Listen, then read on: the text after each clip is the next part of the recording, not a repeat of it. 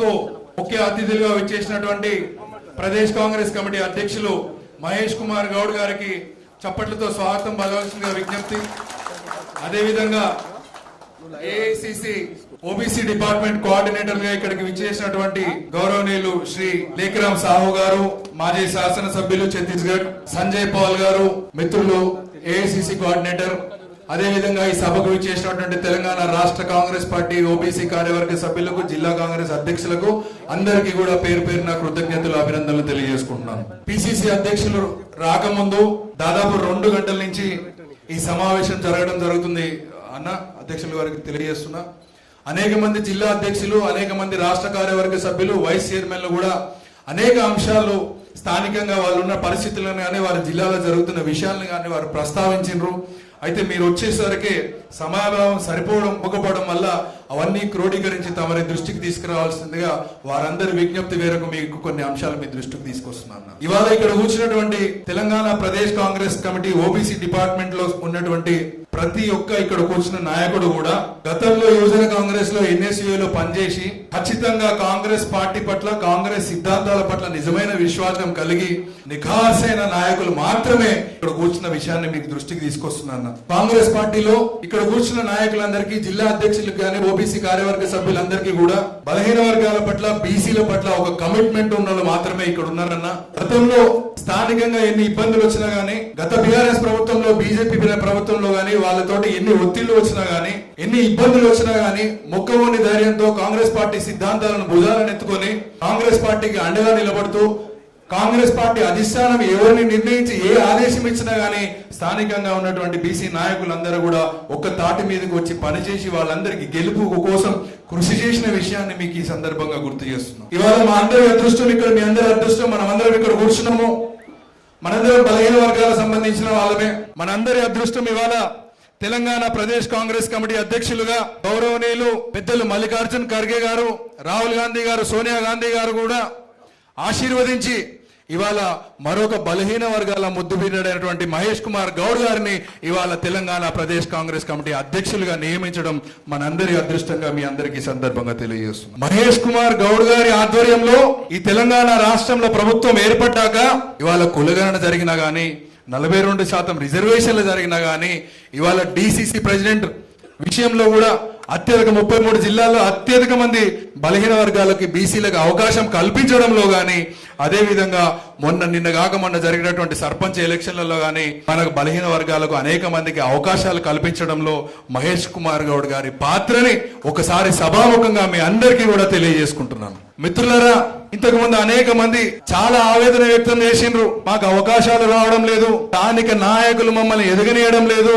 లేదా స్థానికంగా మాకు కొన్ని ఇబ్బందులు ఉన్నాయి అని చెప్పి మీ అసంతృప్తిని, మీ ఆవేదనని మీ అందరూ తెలియజేయడం జరిగింది. మీ అందరికీ నా విజ్ఞప్తి ఒకటే, పెద్దలు మహేష్ కుమార్ గౌడ్ గారు ఇవాళ పిసిసి అధ్యక్షుడు స్థానంలో కూర్చున్నారంటే, నాకు తెలిసి నేను పాఠశాల విద్యార్థిగా ఉన్నప్పుడు దాదాపు 80లో అనుకుంటా వారు ఎన్ఎస్యుఐ రాష్ట్ర అధ్యక్షుడిగా ఉండే. ఇవాళ వారు అంచెలంచెలుగా ఎదుగుతూ గాంధీ భవన్ లో పిసిసి అధ్యక్ష పీఠాన్ని అధిరోహించడానికి 4 దశాబ్దాల కాలం పట్టిన విషయాన్ని మీ అందరికీ ఈ సందర్భంగా గుర్తు చేస్తుంది. ఇవాళ మనకెవరో స్ఫూర్తి కాదు, మన బలహీన వర్గాల ముద్దు బిడ్డ.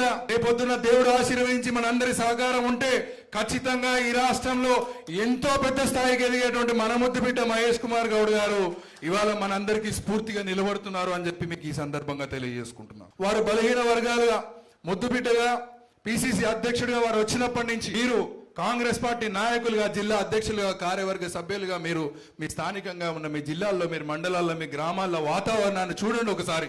ఇవాళ కాంగ్రెస్ పార్టీలో బలహీన వర్గాల గొంతుకై మహేష్ అన్న ఉన్నాడన్న ధైర్యంతో అనేక మంది క్రియాశీలంగా పనిచేయడానికి ముందుకు వస్తున్న విషయాన్ని మీకు ఈ సందర్భంగా గుర్తు చేస్తున్నాం.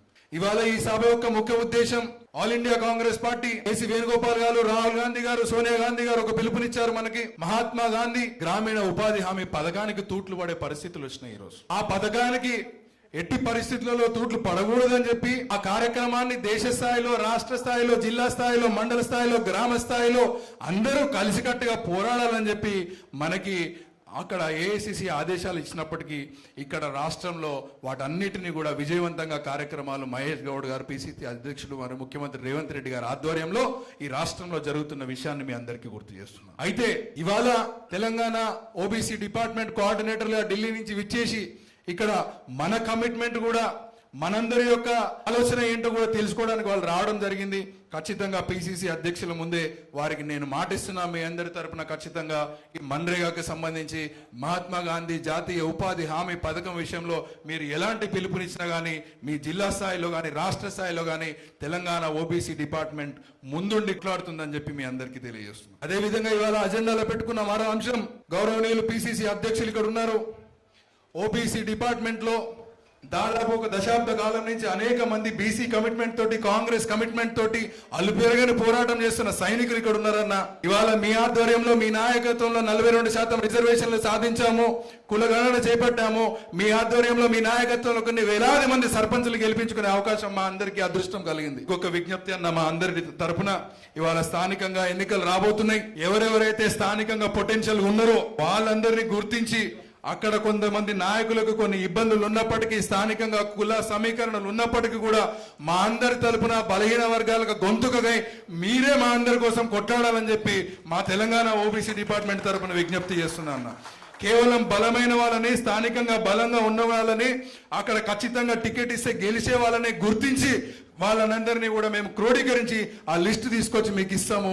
అక్కడ స్థానిక పరిస్థితులలో కొన్ని సందర్భాలలో మాకు ఇబ్బందికరమైన వాతావరణం ఉన్నప్పటికీ కూడా మీరే దగ్గరుండి బీసీలని ఆదుకోవాలి అని చెప్పి కూడా మహేష్ అన్నని మనందరి తరపున విజ్ఞప్తి చేసుకుంటున్నాం.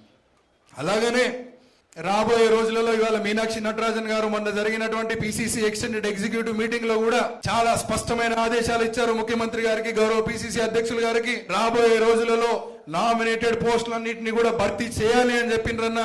మా తెలంగాణ ఓబీసీ డిపార్ట్మెంట్ తరపున మీ విజ్ఞప్తి అన్న, ఖచ్చితంగా తెలంగాణ ఓబీసీ డిపార్ట్మెంట్ లో పనిచేసిన ప్రతి ఒక్కరికి జిల్లా స్థాయిలో అయినా సరే వాళ్ళని కనీసం డైరెక్టర్లుగా, మెంబర్లుగా, చైర్మన్లుగా అవకాశం ఉన్న వాళ్ళకి చైర్మన్లుగా తీసుకోవాలని చెప్పి విజ్ఞప్తి చేస్తున్నాను.